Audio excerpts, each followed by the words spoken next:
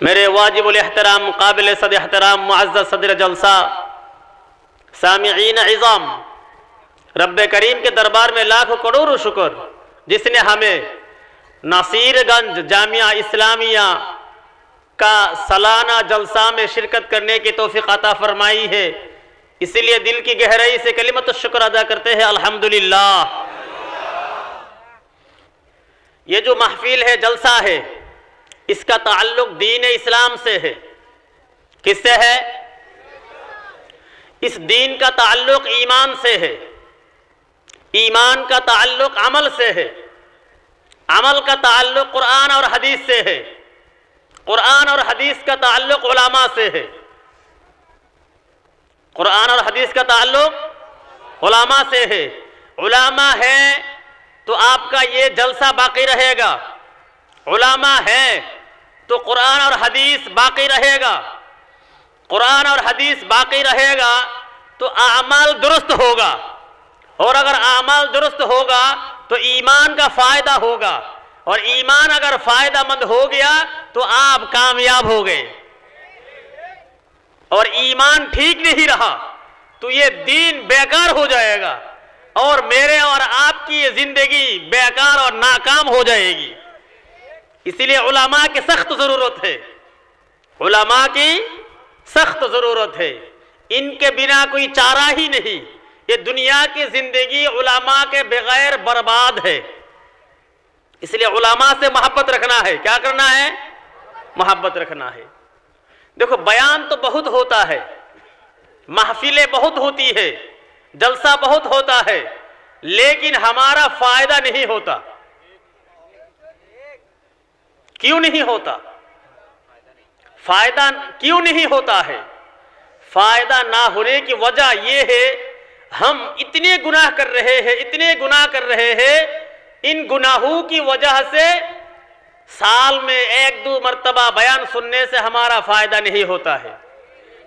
इसीलिए पहले अपने आप को बेगुनाह बनाना है, फिर अगर बयान सुनेंगे इंशाअल्लाह बहुत फायदा होगा। बेगुनाह होने का मतलब क्या है, तरीका क्या है? उसका तरीका है इस्तिग़फ़ार करना। क्या करना है? तौबा करना है। आदमी चाहे जिंदगी में कितना ही गुनाह करे, आदमी चाहे अपनी जिंदगी में कितना ही गुनाह करे, कुरान कहता है, मेरा रब ये कहता है, ऐलान करता है, तू इंसान अपनी जिंदगी में चाहे कितना ही गुनाह कर ले, तेरा गुनाह अगर आसमान के फिजा के बराबर हो जाए, जमीन की मिट्टी के बराबर हो जाए, समुद्र के पानी के बराबर हो जाए, फिर भी अगर तू मेरे सामने इस्तिग़फ़ार करे, मैं तेरी जिंदगी के सारे गुनाहों को माफ कर देता हूं। सिर्फ गुनाह माफ नहीं, आप हैरान हो जाएंगे, मेरे रब तो ये कहता है, इल्ला मन ताबा व आमना व अमिल सालिहा फउलाइका युबद्दिलुल्लाहु सय्यिआतिहिम हसनात। सिर्फ तेरा गुनाह माफ नहीं करूंगा, उस गुनाह को मैं नेकी से बदल दूंगा। कौन कहता है? रब कहता है। झूठ बोलता है? नहीं। कुरान कहता है। कुरान झूठ है? नहीं। तो अगर हम सच्चे दिल से तौबा करें तो हमारी जिंदगी के सारा गुनाह माफ हो जाएगा इंशाअल्लाह। करेंगे ना इंशाअल्लाह? पढ़िए मेरे साथ, अस्तगफिरुल्लाह रब्बी मिन कुल्ली ज़ंबिन व अतूबु इलैहि वला हौला वला कुव्वता इल्ला बिल्लाहिल अलीय्यिल अज़ीम। देखो, बेगुनाह बन गए सब के सब, किसी का कोई गुनाह नहीं रहा। ये मेरी बात है? नहीं। किसकी बात है? रब की बात है। मेरा रब ऐलान कर चुका है, कितना ही गुनाह कर ले, मेरे सामने हाथ उठा, इस्तिग़फ़ार कर ले, मैं तो तेरे लिए इंतजार कर रहा था, सारा गुनाह माफ। का यौमिन वलदतहु उम्मुहु, जिस दिन मुझे और आपको मेरी मां ने जन्म दिया, उस दिन जिस तरह मासूम और बेगुनाह था, उसी तरह मासूम और बेगुनाह बन गए। बहुत बड़ी चीज है। इस उम्मत के लिए तौबा एक बड़ा हथियार है। क्या है ये? बड़ा हथियार है।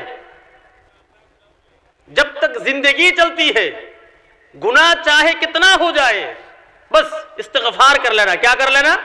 इस्तिग़फ़ार कर लेना। एक वाक़या में आपको अर्ज़ करूं, पाकिस्तान में एक जगह है, वहां एक छोटी सी मस्जिद है। उस मस्जिद का एक इमाम था, वो मौलाना तारिक जमील का शागिर्द था। मालूम है ना आपको? मौलाना तारिक जमील मालूम है ना आपको? उनका शागिर्द था। वो जब उस मस्जिद में इमामत करने के लिए गया तो उनको पता चला यह एक औरत ऐसी है जो गंदा काम करती है। क्या करती है? लड़कियां सप्लाई करती है। तो इमाम को जब पता चला, उसके दिल में बहुत बुरा लगा। उसने सोचा कि उसको भी रोकना है। तो उसने क्या किया, पता लगाया उसके घर में कौन है। तो पता चला उसका एक छोटा सा लड़का है। तो उस मस्जिद का जो इमाम था उसने उस औरत का जो बेटा है उससे दोस्ती लगाई। दोस्ती लगाने के बाद उसके मोबाइल पे जो है बयान डाल दिया, तौबा का बयान, कि आदमी चाहे जिंदगी में कितना ही गुनाह कर ले, अगर वो तौबा करे सच्चे दिल से, मालिक उसकी जिंदगी के सारे गुनाहों को माफ कर देता है। तो बच्चा ये मोबाइल घर पे ले गया और ये बयान बजाता रहा। सुबह को बजता है, शाम को बजता है। तो उसकी माँ जो है इसको सुनती है। तो एक बार, दो बार, तीन बार, चार बार सुनने के बाद वो पूछती है, बेटा ये कौन है? तो उसने कहा मुझे पता नहीं। तो माँ ने पूछा किसने दिया? कहा कि मस्जिद का इमाम है उसने दिया है। तो कहा मुझे ले चलो इसके पास। तो माँ बेटे के साथ इमाम के पास आई, आकर कहने लगी, इमाम ये कौन है जो ये बयान कर रहा है कि आदमी जिंदगी में चाहे कितना ही गुनाह करे, तौबा कर ले तो सारा का सारा माफ है? तो उसने कहा हाँ ये सच है, ये कुरान कहता है। तो उस औरत ने कहा, इमाम तुझे तो मालूम है ना मैं क्या करती हूँ? उसने कहा हाँ मुझे मालूम है। तो उसने कहा अगर मैं भी तौबा करूंगी फिर भी मेरी जिंदगी के सारा गुनाह माफ हो जाएगा? उसने कहा हाँ ये कुरान कहता है। तो उस औरत ने कहा, इमाम तू गवाह बन जा मेरी तौबा। रमजान का महीना था, उसी दिन से मस्जिद में नमाज तरावीह में शिरकत करने लगी है। 29 दिन रोजा रखने के बाद, तरावीह की नमाज के बाद सिजदे में उनकी मौत हो गई है। आसपास की जो औरत थी उनसे पूछा, कहने लगी जब से मस्जिद में आई है एक ही दुआ मांगती थी रात को, ऐ अल्लाह अगर तुझे मेरी तौबा कबूल है मुझे इस दुनिया से उठा ले। देखो तौबा कबूल हो चुकी है, दुआ भी कबूल हो गई है।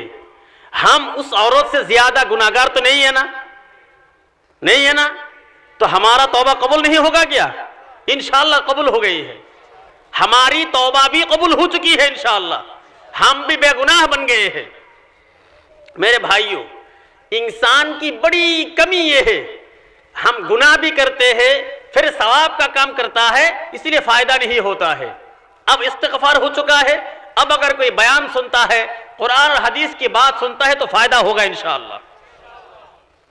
यहां मदरसा है, क्या है भाई? मदरसा है ना? ये जो मदरसा है ये दीन का एक हिस्सा है। क्या है? दीन का एक क्या है? हिस्सा है। अल्लाह की कसम, ये जो मदरसा है ये मुसलमान की जिंदगी का सबसे बड़ा सरमाया है। मुसलमानों की जिंदगी का सबसे बड़ा क्या है? सबसे बड़ी चीज है, सबसे कीमती चीज है। ये मदरसा अगर ना होता ना, शायद मैं भी मेरे रब को ना पहचानता। इस मदरसा ने मुझे मेरे रब को पहचान कराया। इस मदरसा ने मुझे कहा तेरा एक रब है, तेरा एक मालिक है, तेरा एक खालिक है, तुझे पैदा करने वाला कोई है। ये मुझे मदरसा ने बताया है। ये मदरसा ने मुझे बताया है तू कहां से आया है, क्यों आया है, तुझे कहां जाना है। इस मदरसा ने मुझे बताया है आगे जो है कब्र की जिंदगी है, आखिरत की जिंदगी है, वहां वजन होगा, तूने दुनिया में जो कुछ भी किया है उसका हिसाब तुझसे लिया जाएगा। ये मुझे मदरसा ने बताया है। मदरसा ने मुझे बताया है कि तेरा नबी है, मोहम्मद मुस्तफा रसूलुल्लाह है। ये किसने बताया? मदरसा ने बताया है। ये मदरसा अगर ना होता मेरे भाई, शायद मैं अपने रब को ना पहचानता। ये मदरसा अगर ना होता शायद मैं कुरान को ना पढ़ सकता। ये मदरसा अगर ना होता शायद मेरे और आपके सिर पे टोपी ना होती। ये मदरसा अगर ना होता शायद मेरे जिस्म में ये लिबास ना होता। मदरसा अगर ना होता ना मैं और आप यहां जमा होते। ये मदरसा का काम है। किसका काम है भाई? मदरसा का काम है। मदरसा उलामा बनाता है। मदरसा दीन की मेहनत करवाना सिखाता है। क्या सिखाता है? ईमान की मेहनत। मदरसा वालों ने मुझे सिखाया, आपको सिखाया कि मैं मुसलमान हूं। ये मुझे मदरसा ने बताया। ला इलाहा इल्लल्लाह मोहम्मद रसूलुल्लाह ये कलिमा है। किसने कहा? ये मुझे मदरसा ने कहा है। किसने कहा?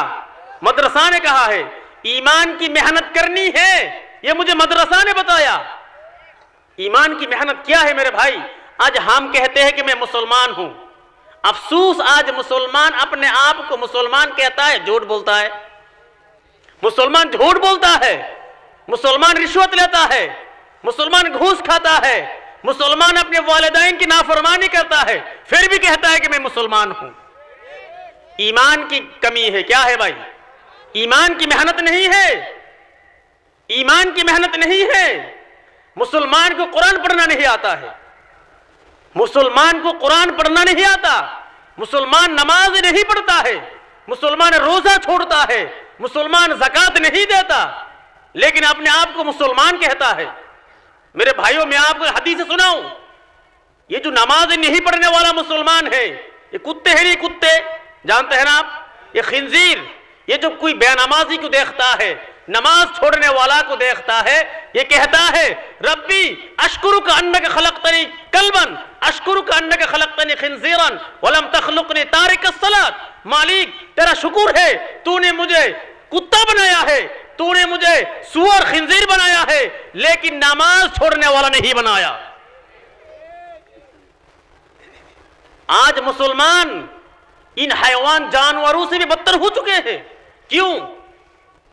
एक वजह है, मुसलमान दीन से दूर है, ईमान की मेहनत से दूर है। तबलीग वाले कितनी मेहनतें कर रहे हैं। जो लोग तबलीग के साथ जुड़े हैं, मदरसा के साथ जुड़े हैं, अल्हम्दुलिल्लाह दीन पर चलते हैं। जिनके पास तबलीग नहीं है, ये मदरसा का साथ ताल्लुक नहीं है, ये दीन से दूर है। इसलिए ईमान की मेहनत होनी चाहिए। ईमान की मेहनत होनी चाहिए। देखो, ईमान की मेहनत क्या चीज है? ईमान आपको नमाज पढ़ना, ईमान आपको रोजा रखना, ईमान आपको ज़कात देना, ईमान आपको सच बोलना सिखाएगा। अगर ईमान नहीं है तो झूठ बोलने वाला बन जाएंगे। मैं एक वाकया सुनाऊं आपको। कंदला, हिंदुस्तान में एक जगह है कंदला। क्या नाम है? कंदला। वहां एक छोटी सी मस्जिद थी। उस मस्जिद का एक इमाम था, उनका नाम था मौलाना याहिया। क्या नाम था? मौलाना याहिया। शायद आप में से बहुत लोग ऐसे हैं जो इनको जानते हैं।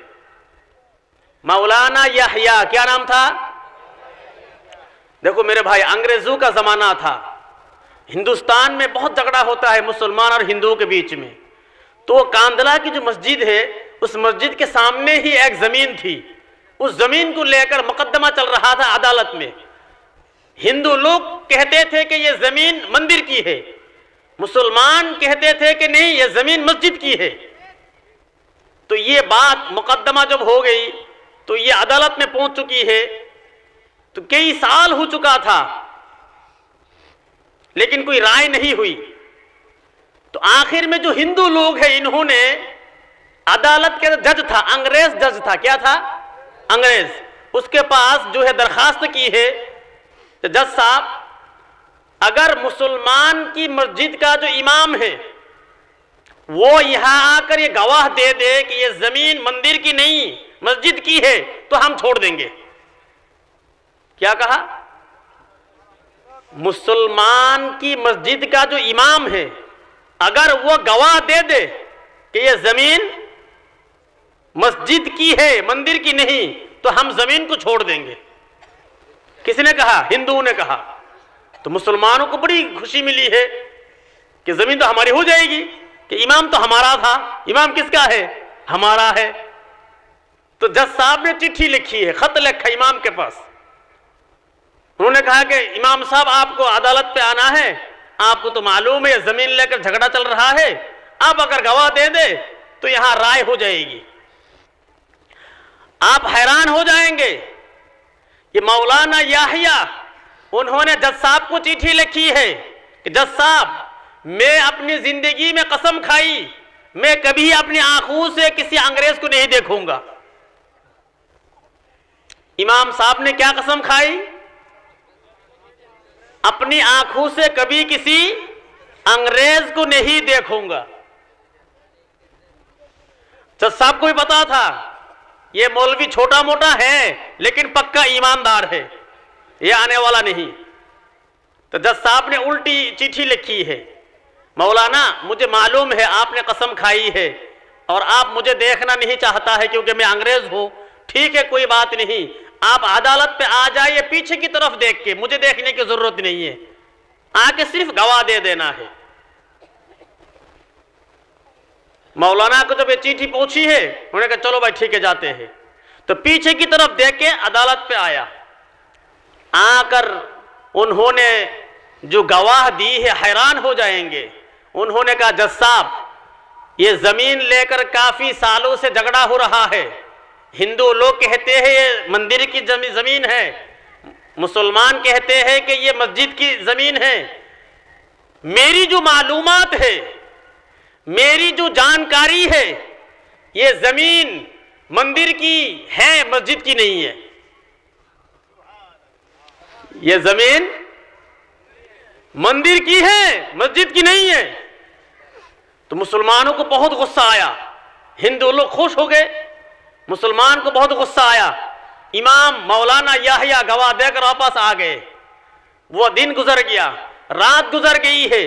अगले दिन सुबह को हिंदू का जो लीडर था वो इमाम के पास पहुंच गया और कहने लगे, इमाम साहब मैं परेशान हो चुका हूं, मुझे पता नहीं कल दिन कैसे गुजरा, ये रात कैसी गुजरी मुझे पता नहीं है, मैं हैरान हो चुका हूं, मैं परेशान हो चुका हूं।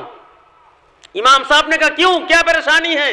उसने कहा है मैं पूरी रात ये सोचता रहा, जिस मालिक का गुलाम इतना सच्चा है वो मालिक कितना सच्चा होगा, जिस नबी की एक उम्मत इतना सच्चा है वो नबी कितना सच्चा होगा। आप मुझे जल्दी से मुसलमान बनाइए। और उसे देखकर उस गांव के 10,000 हिंदू मुसलमान हो चुके हैं। अगले दिन सब के सब अदालत में पहुंच गए। जज साहब ने कहा भाई फिर क्यों आए? तो उन्होंने कहा कि हम हिंदू थे, ये जमीन हिंदू की है इसलिए जमीन मंदिर की थी, आज हम मुसलमान बन चुके हैं, ये जमीन मस्जिद की हो जाएगी।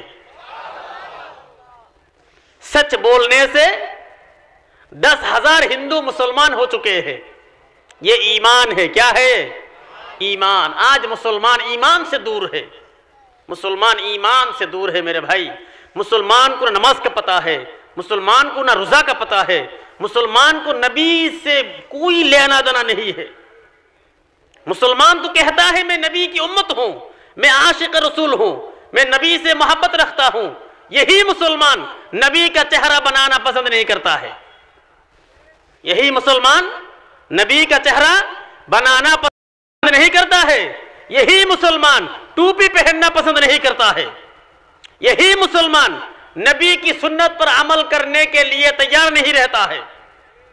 सुन्नत को कुछ भी नहीं समझते मुसलमान आज। हालांकि सहाबा एक एक सुन्नत के लिए अपनी जान को कुर्बान करने के लिए तैयार थे। आज अफसोस है मुसलमान नबी की तरह खाना नहीं चाहता है, नबी की तरह बैठना नहीं चाहता है, सुन्नत तरीका पे चलना नहीं चाहता है, नबी की तरह सोना भी नहीं चाहता है, नबी का चेहरा तक बनाना नहीं चाहता है मुसलमान।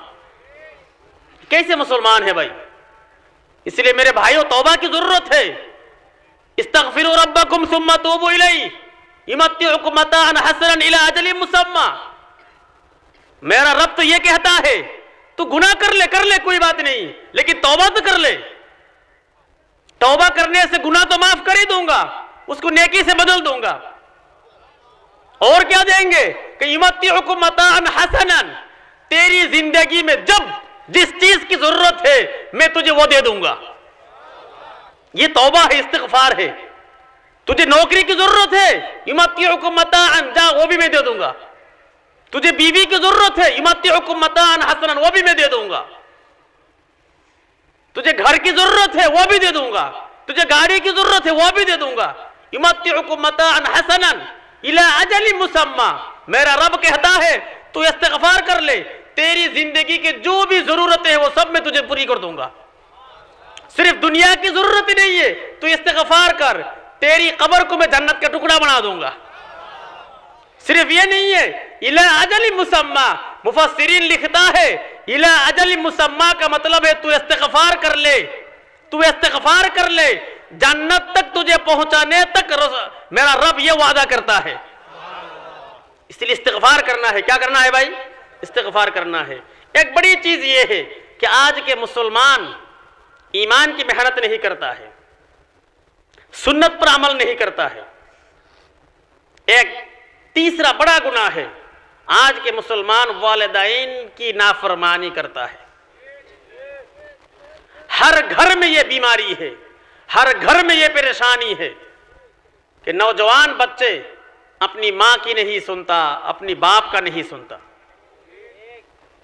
बड़ा गुनाह है। एक शख्स अल्लाह के रसूल के पास आया, आकर कहने लगे या रसूल अल्लाह, मेरा बेटा मुझे उसकी चीज हाथ लगाने नहीं देता। मैं आराम से बोल रहा था कि आपको समझ में आए। एक शख्स अल्लाह के रसूल के पास आया और क्या कहने लगा कि घर पे मेरा बेटा है, उसकी बहुत सारी चीजें हैं, सामान है घर पे, मुझे हाथ लगाने नहीं देता है। तो अल्लाह के रसूल ने उस बेटा को बुलवाया, उससे पूछा क्यों भाई, तूने अपने बाप को तेरी चीजों में हाथ लगाने क्यों नहीं देता? तो वह कहता है या रसूलुल्लाह, ये जो मेरा बाप है बुढ़ा हो चुका है, ये चीजें खराब कर देता है। क्या कर देता है? खराब कर देता है, इसीलिए हाथ लगाने नहीं देता हूं। विदेश से लाया है, अच्छी अच्छी चीजें हैं, तोड़ देंगे, खराब कर देंगे। तो अल्लाह के रसूल ने फरमाया, देख एक दिन तू इसकी चीज खराब करता था, ये तुझे नहीं रोका था। आई ना बात समझ में? एक दिन तू इसकी चीज खराब करता था, लेकिन तेरा बाप तुझे नहीं रोकता था।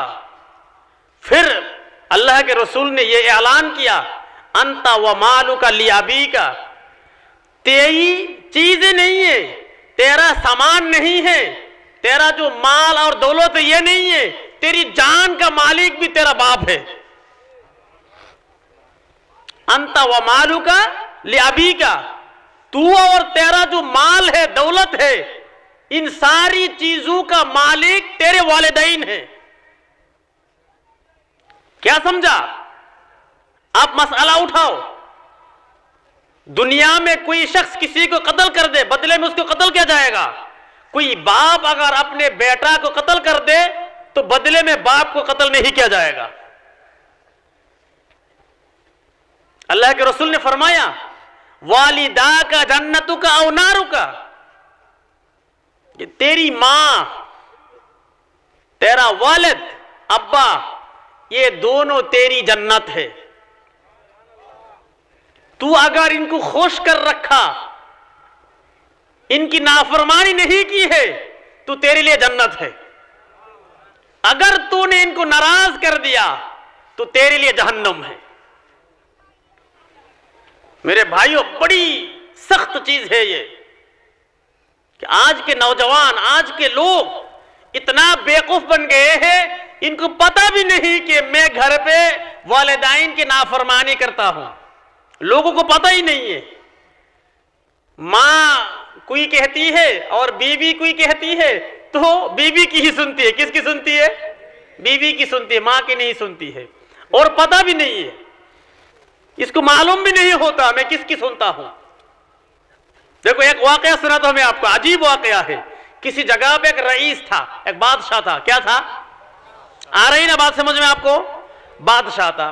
तो बादशाह ने ऐलान किया, देखो मेरी जो मिल्कियत है, मेरा जो मुल्क है, मेरी जगह जहां तक मेरी बादशाही है, यहां जो लोग ताकतवर है, जो लोग क्या है, ताकतवर है, डरता नहीं अपनी बीवी से, इन लोगों को जमा करो। तो बादशाह की तरफ से ऐलान हो चुका है कि भाई यहां जितने लोग हैं अपनी बीवी को नहीं डरता है, ये सब आ जाओ और इनको जो है एक एक घोड़ा दे दो। क्या दे दो? घोड़ा नहीं समझते हैं, जो डरने वाला नहीं है घर पे, इनको एक एक घोड़ा दे दो। और जो डरते हैं इनको एक एक अंडा दे दो। क्या दे दो? तो दो लाइन लग गई है। जो लोग कहता है कि मैं बीवी को नहीं डरता, उसको एक घोड़ा मिलता था, और जो कहते हैं नहीं मैं बीवी को डरता हूं, उसको एक अंडा मिलता था। अब आखिर में एक तगड़ा सा आदमी आया, बड़ा देखने में बहुत खतरनाक। तो बादशाह ने पूछा भाई तेरा क्या हाल है? उसने कहा मैं तो बहुत खतरनाक हूं, मैं जब घर पे जाता हूं ना मेरी बीवी कांपने लगती है, मेरी बीवी कांपने लगती है। तो बादशाह ने खुशी से कहा कि इसको 2 घोड़ा दे दो। क्या दे दो? ये 2 घोड़ा लेके चला गया। काफी देर बाद ये दोनों घोड़ा लेके फिर वापस आया। दोनों घोड़ा लेके क्या किया? फिर वापस आया।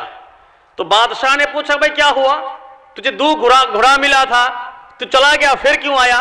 तो उसने कहा बादशाह जनाब मैं 2 घोड़ा लेकर जब घर पहुंचा ना तो मेरी बीवी कहती है ये दोनों घोड़े सफेद है और हमारे घर पे पहले से ही सफेद घोड़े हैं, जाओ इनको बदल कर लाओ। क्या करो? तो बादशाह को पता चल गया ना कि बीवी से डरता है या बीवी उससे डरती है। तो बादशाह ने कहा ठीक है भाई इधर आ जा, दोनों घोड़े छोड़, इसको कहा कि 2 अंडे दे दे। तो हमें पता भी नहीं है कि हम किसकी सुनते हैं। मेरे भाई वालिदैन को नाराज नहीं करना। क्या नहीं करना है? वाइस करनी नाम सुना है ना आप लोगों ने? अल्लाह के रसूल सल्लल्लाहु अलैहि वसल्लम मदीना में बैठे और ये इस तरह जो है गिरीबान खोलने लगे और कहने लगे यमान से मेरे यार की खुशबू आती है, यमान से मेरे यार की खुशबू आती है। तो सहाबा ने पूछा या रसूल अल्लाह यमान तो बहुत दूर की बात नहीं है, तो कौन है आपका दोस्त, आपका यार जो मदीना आपसे मिलने तक नहीं आया है? तो अल्लाह के रसूल ने फरमाया उसके घर में बूढ़ी माँ है, उसके घर में बीमार माँ है, इसलिए वो मेरे पास नहीं आ सका। तो अल्लाह के रसूल ने फरमाया कोई वाइस से मिले तो उसे कह देना कि वो मेरी उम्मत के लिए दुआ करे और वाइस को मेरी तरफ से सलाम कह देना। अल्लाह के रसूल दुनिया से फौत हो गए, हजरत अबू बकर फौत हो गए, उमर का जमाना आया, हजरत उमर और हजरत अली दोनों यमान पहुंचे, दोनों मिल गए हजरत वाइस करनी से मिलने गए। तो हजरत उमर ने फरमाया कि अल्लाह के रसूल तुम्हें सलाम कहा है और इस उम्मत के लिए दुआ करने के लिए कहा है। तो ये सुनते ही हजरत वाइस करनी की आंखों से आंसू बह रहे थे और रो रहे थे और कहने लगे उमर मेरे रसूल ने मेरा नाम लिया। कहा तुम्हारा नाम लिया है? ये कहते कहते बार बार रो रहे थे। तो हजरत उमर ने फरमाया कि तू अपने नबी से इतनी मोहब्बत करता है फिर मिलने क्यों नहीं आए? नबी से इतनी मोहब्बत करता है फिर मिलने क्यों नहीं आए? तो हजरत वाइस करनी ने कहा तुमने मेरे नबी को देखा है, तुमने मेरे नबी से मिले हैं? तो हजरत उमर ने फरमाया हाँ। दोनों ने फरमाया, हजरत अली ने फरमाया हाँ हम तो मिले हैं, देखे हैं, सुबह शाम रसूलुल्लाह के पास रहते थे। तो हजरत वाइस करनी ने पूछा तो मुझे बताओ अल्लाह के रसूल के जो दोनों आंख है इनके ऊपर जो भू है, ये जो भू है ये जुड़े हुए हैं या अलग अलग है? तो दोनों हैरान हो चुके हैं। हजरत उमर नहीं मुझे तो पता नहीं, हजरत अली ने फरमाया नहीं मुझे भी पता नहीं। तो हजरत वाइस करनी ने कहा मुझे पूछो जिसने नहीं देखा है, मुझे पूछो जिसने नहीं देखा है। जब कोई दूर से मेरे नबी को देखता तो लगता भू जुड़े हुए हैं, अगर कोई करीब से देखता तो मालूम होता है कि भू अलग अलग है। तो पता चला जो अपने वालिदैन की खिदमत करता है वो नबी की जियारत से भी महरूम नहीं रहता है। सिर्फ वालिदैन की खिदमत करनी है मेरे भाई। बायजीद बुस्त नाम उन्होंने से, बायजीद बुस्तामी का नाम नहीं सुना आप लोगों ने? ये अपनी माँ से कहता है कि माँ, मेरे ऊपर तेरा भी हक है और मेरे रब का भी हक है, मैं चाहता हूं कि अपना रब जो उनका जो हक है वो अदा करूं, तू मुझे माफ कर दे। तो माँ ने कहा चल बेटा ठीक, जा चला जा। तो ये घर से निकला, 12 साल जंगलों में घूमते रहे, 12 साल मुजाहदा और रियाजतें की है। 12 साल बाद बुस्ताम शहर के करीब से कहीं जाना था, तो दिल में ये बात आई कि 12 साल हो चुका है, माँ से तो मुलाकात नहीं की, कोई खिदमत भी नहीं की है, चलो आज मिल के जाते हैं। तो गहरी रात घर के पास आया, तो सोचा कि अभी अगर उठाऊंगा तो माँ को तकलीफ होगी, इंतजार करते हैं। तो इंतजार करते रहे, आखिरी रात जब हुई तो माँ उठी और वजू की, और वजू का पानी जब बाहर आया तो हजरत बैजीद को पता चला कि माँ उठ चुकी है। तो दरवाजा पे आवाज लगाई है, देखो माँ को बुलाया नहीं, सिर्फ खटखटाखट क्या कि आवाज लगाई है। 12 साल बाद इस आवाज से माँ कहने लगी, बेटा बैजीद ठहरो जरा, अभी आती हूं। माँ होती है मेरे भाई, बेटे की आवाज से पहचान लेती है। दरवाजा खोला, हजरत बैजीद को देखा कि फटा हुआ कपड़ा था, गंदा बाल है, चेहरा गंदा है, नहाया नहीं है। तो फौरन हाथ उठाया, रब्बा मेरा बेटा बैजीद को तेरी जियारत के लिए भेजा था, तूने अभी तक दर्शन नहीं दिया। हजरत बैजीद कहता है, 12 साल मुजाहिदा करने से मुझे जो चीज नहीं मिली है, मां ने जब हाथ उठाई है उस 2-1 मिनटों में मुझे वो चीज मिल गई है। ये मां है मेरे भाई, मां है। जिनके घर में मां है ना, पता नहीं कितनी नाफरमानी की है हमने। आज यहां से वादा करे, तौबा करे, घर जाएंगे तो मां के पैर में हाथ रख के माफी मांगेंगे, वालिदैन के पैर में हाथ रख के माफी मांगेंगे। मां मैं तेरा बेटा हूं, मैं बड़ी गलती की, मेरा बहुत गुनाह है, अगर तू मुझे माफ नहीं करेगा तो मेरा खुदा भी मुझे माफ नहीं करेगा। देखो कितनी ही नाराजगी होना, मां जो है माफ कर देती है। मां क्या करती है? माफ कर देती है। तो करेंगे ना इंशाअल्लाह, अपने वालिदैन से माफी मांगेंगे ना इंशाअल्लाह। सहाबा, कितना बड़ा सहाबा था हजरत अलकमा रज़ियल्लाहु ताला अन्हु, उनकी मां उन पर नाराज थी। तो जब इंतकाल का वक्त हुआ है तो जबान से कलीमा नहीं निकल रहा था। हजरत बिलाल दौड़ के आई, या रसूल अल्लाह, अलकमा का सकरातुल मौत शुरू हो चुकी है, वो तड़प रहा है लेकिन जबान से कलीमा नहीं निकल रहा है। तो अल्लाह के रसूल भी हैरान हो गए हैं। अल्लाह के रसूल ने पूछा उसके घर में कौन है, पूछो जल्दी। तो हजरत बिलाल कहने लगे, या रसूल अल्लाह उसके घर पे उसकी मां है। तो अल्लाह के रसूल ने कहा, जाओ अलकमा की मां से सलाम कहो और कह दो कि अगर वो आज सके तो आ जाए, वरना मैं आ जाऊंगा उनसे बात करने के लिए, मिलने के लिए। तो हजरत बिलाल जाकर कहने लगे कि अल्लाह के रसूल ने आपको सलाम कहा, अगर आप आ सकती है तो आइए, वरना रसूलुल्लाह आपके पास आएंगे। तो मां कहने लगी, नहीं मैं जाती हूं। तो अल्लाह के रसूल के पास आई तो अल्लाह के रसूल ने पूछा, कैफ काना इब्नु के अलकमा, आपका बेटा अलकमा अभी सकरातुल मौत में है, तड़प रहा है, जबान से कलीमा क्यों नहीं निकल रहा है, आपका बेटा कैसा था? देखो अल्लाह के रसूल का एक सहाबी है, अल्लाह के रसूल का सहाबी है, जिनके बारे में कुरान कहता है रदियल्लाहु अन्हुम रदू अन, उनके बारे में यह वाकया है। तो पूछा, कैफ काना इब्नु के अलकमा, आपका बेटा अलकमा कैसा है? तो उन्होंने कहा बहुत अच्छा है। काना साइमन नहार व काइमन लैल, मेरा बेटा तो दिन में रोजा रखता था और पूरी रात नफले पढ़ता था, तहज्जुद की नमाज पढ़ता था, बहुत अच्छा था। तो अल्लाह के रसूल ने पूछा, आपके साथ कैसा सुलूक करता था, आपके साथ कैसा सुलूक करता था?